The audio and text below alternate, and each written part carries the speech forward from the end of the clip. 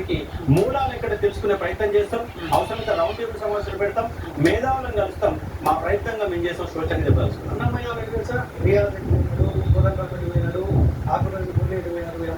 Bouncer గా మారారు కదా, వీళ్ళు కూడా బౌన్సర్ గా మారారు. ప్రభుత్వానికి అండగా ఉంటున్నారు.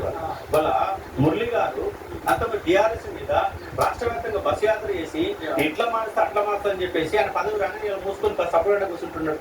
ఏదో నీ రిపోర్ట్ ఏది? వాళ్ళ ప్రభుత్వ పాఠశాలలు ఎన్ని తెప్పించగలిగినావు? వాళ్ళ హైయర్ ఎడ్యుకేషన్ కమిషనర్ చైర్మన్ కదా, ఎన్ని ప్రభుత్వ పాఠశాలలు తెలిసినాయి? ఎందుకు ఇంటర్మీడియట్ స్థాయిలో తెలుగు మీడియం, తెలుగు ఎందుకు కూడా సంస్కృతం ఎందుకు వస్తుంది? ఇంటర్మీడియట్ ప్రభుత్వ పాఠశాలలో విద్యార్థులు ఎందుకు తగ్గుతున్నారు? ప్రైవేట్ కార్పొరేట్ శక్తులు ఎందుకు పెరుగుతూ ఉన్నారు?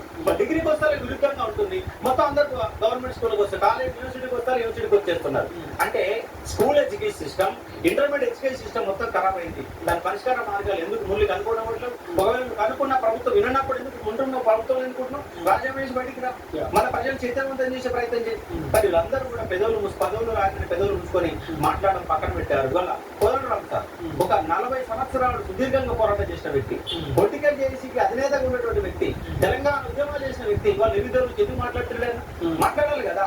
నీకు ఎమ్మెల్సీ పదవి చిన్న పదవి, ఒక మంత్రి స్థాయిలో వాళ్ళ విద్యాశాఖ మంత్రిని ఉండి చర్యలు చేపట్టాలి. నీకు ఇచ్చిన ఎమ్మెల్సీ పదవి ఎందుకు?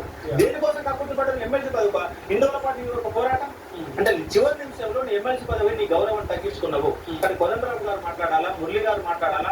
అందుకే వాళ్ళు కనపడతలేరని చెప్పేసి నా యూట్యూబ్ ఛానల్లో కూడా వాళ్ళిద్దరు ఫోటోలు పెట్టి ఈ మహానుభావులు, ఈ విద్యావేత్తలు కనపడతలేరు, మీకు ఎక్కడ ఉంటే కనపడితే మాకు అర్థం చెప్పండి అని చెప్పేసి వీడియోలు పెట్టాను.